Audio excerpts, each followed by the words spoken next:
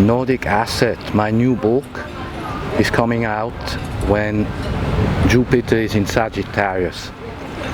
Unlike the project by Kubrick, Stanley Kubrick was going to produce the movie, the best movie, but that was never made, on Napoleon, and he had studied Napoleon backwards, had photographed everything, prepared, planned, pre-produced, but the film was never made.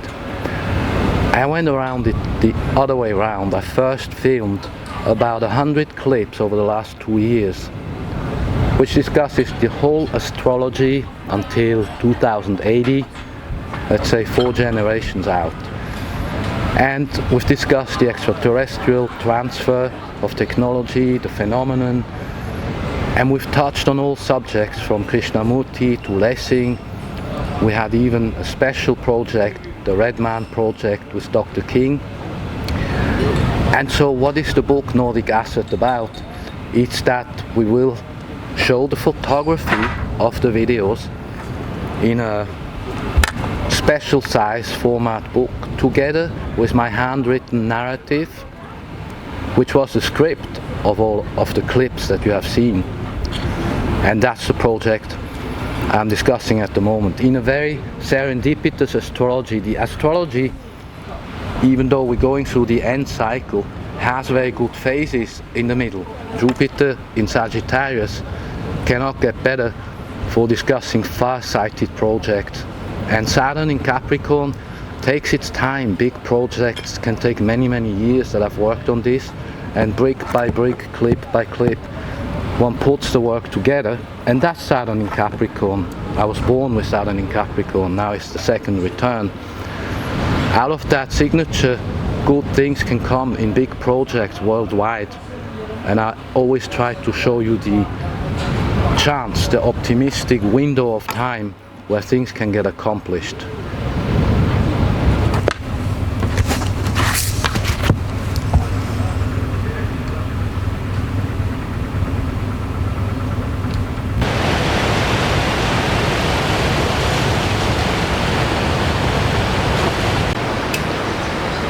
As filmmakers, documentary film producers and movie makers, most of us have studied Stanley Kubrick's gigantic work. Maybe you remember in his movie Shining, he's said to have given some clues with the little boy Danny wearing the Apollo 11 shirt. And he was a master of the esoteric world, and today we're going to talk about the project by Kubrick, Napoleon. And in his project Napoleon, he had left out the Little Red Man. We had talked about the Little Red Man, but Kubrick knew about the Little Red Man. He was researching all these things at the very same time as he was working on 2001 Space Odyssey in the late 1960s. And you know, who wants to hear that Stanley Kubrick actually filmed the Apollo mission for the greatest nation on Earth? But the question then remained about the reputation of this greatest nation and also the image. And Buzz Aldrin really settled the matter by saying, when we were thinking about doing it, we were planning, testing, experimenting, we were doing a lot of things, but we were not maybe understanding space. And inherently between the lines, Buzz Aldrin simply said to that little 8-year-old girl, we didn't do it. Okay, Napoleon. This is a gigantic project that Kubrick had been working on for possibly decades. By 1969, he had written the script. He himself wrote the script. This book is a facsimile version of the 10 books that consisted the entire research and all the photography. This book holds, with a little magnetic card, access to an online library of Kubrick's 17,000 photos. He had photographed Napoleon and the sites all over Europe, studied it, researched it with a British university professor assisting him. So this is definitely a British view of Napoleon.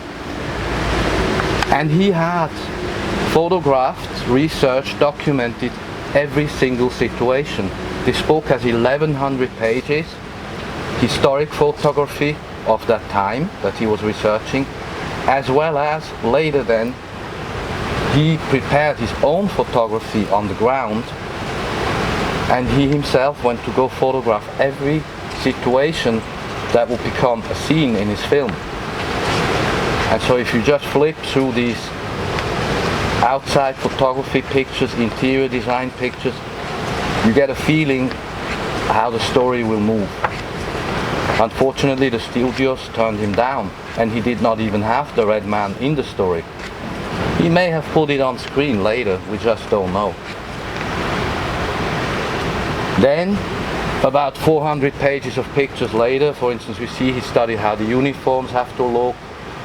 He researched this to the millimeter. Nothing was left to imagination. And eventually starts his own script. Napoleon, a screenplay by Stanley Kubrick. Copyright date was September 29, 1969. So this is right after Space Odyssey came out. The typeface is a little larger, so you can read it well, but it would amount to about 2.5 hours film. He begins in Corsica at night, and here we see the little brother looking at what's going on, and we meet the little boy Napoleon. We learn a little bit that he was educated in esoteric, let's say spiritual things that he had a great deal of interest in. He probably knew one can predict the future, and this is where the Little Red Man is missing, because it's a historic novel that just follows precisely what's going on. For instance, he takes a moment time to go into the discussion between Napoleon and Alexander. Here we have now skipped 40 years of his life, and we see him, Alexander, the young Tsar, in Moscow in discussions with his generals, and the generals advise Napoleon pretty much to let him sit it out and just wait until the winter will take care of business. At that point, the Little Red Man had left Napoleon. He had told him, whatever you do, don't invade Russia, and if you do, you'll never see me again, and you will be finished. So you know the rest of the history. The screenplay ends in Helena, St. Helena, at the end. And then we got a total of 400 more pages of notes, annotations, and historical photography. I mean, in short, and then it's translated in German, French, and Spanish, no less. 1100 pages, a giant project, which I'm using because I'm interested in both the history, Europe, the shaping of this continent, and Kubrick's esoteric work. Which leads me back to our work, Nordic Asset, where we go about it the other way around. We're filming the video clips, and then we'll excerpt the best photography, and I will then give my handwritten footnotes of my book Nordic Asset to the side of the photography. So this then becomes, let's say, an art book with the astrological futuristic commentary into 2020, 25, 2050, 2080. Plus the discussion we had about extraterrestrial technology transfer, and also we will go into Kubrick precisely and into Krishnamurti, the two big Ks, Krishnamurti and Kubrick.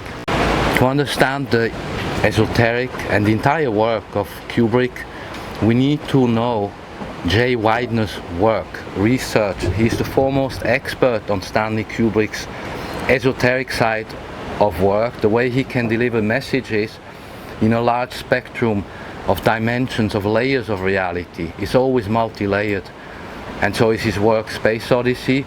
And the same would have been the case with Napoleon, which starts at his birth in Corsica with the little teddy bear, and it ends in Rome with his mother surviving him, looking at the little teddy bear.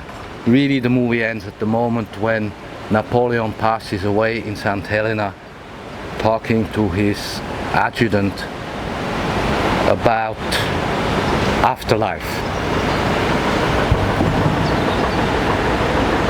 And then the nameless grave. They were arguing, should it be Napoleon Bonaparte, which the British wanted, or should, as the French wanted, it just say Napoleon, period. The result was an empty grave. I mean, no name on the grave. Nameless grave. This was not Kubrick's idea, this is actually the reality.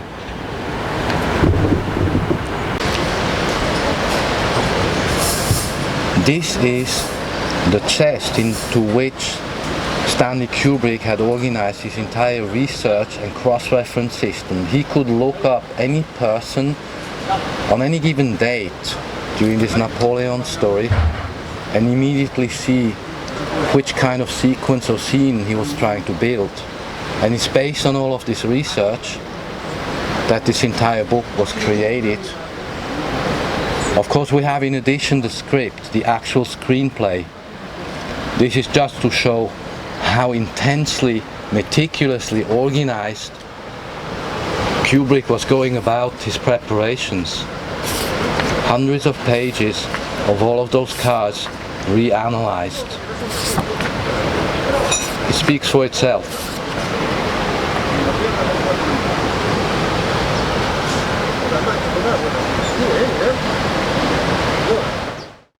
So, going back one more time from Putin in Moscow to Napoleon's Moscow moment. Here we're inside the discussion between General Kutuzov, he's the commander-in-chief, and the young Tsar Alexander. And the general is just explaining to him that Napoleon basically is in a very weak position and he's seeing the first signs of weaknesses, and Alexander just tells him, okay, proceed, give me this briefing now. And he tells him, if I can presume to go into the emperor's mind, into Napoleon's head, I believe that he has based his entire campaign strategy on obtaining a peace treaty after the fall of Moscow. When Vienna fell, there was a peace treaty. When Berlin fell, another treaty.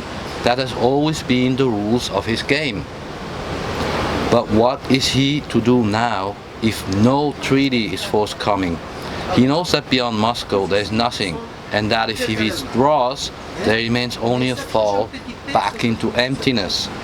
And so Alexander is listening to this stuff, and he asks the general, what do you think Napoleon will do? And then he explains it to him, and you know the rest of the story.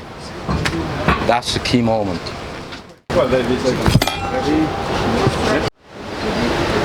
So to bring this back, Kubrick, Napoleon, Europe, 200 years of history, why would an astrologer that looks into the future study history? And Kubrick, okay, I'm talking here about space-time and events and timelines.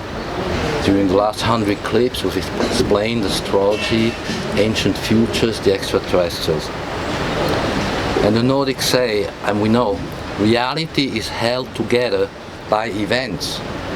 Okay, and as an astrologer I can then measure this, 2020, Pluto, Saturn, 750 years alignment. So go back to Moscow, where Alexander waited out Napoleon. We now have Putin, who, as I predicted, would stay true to his path and purpose. And we have to understand, all of us, we humans, we are part of these events that are now unfolding.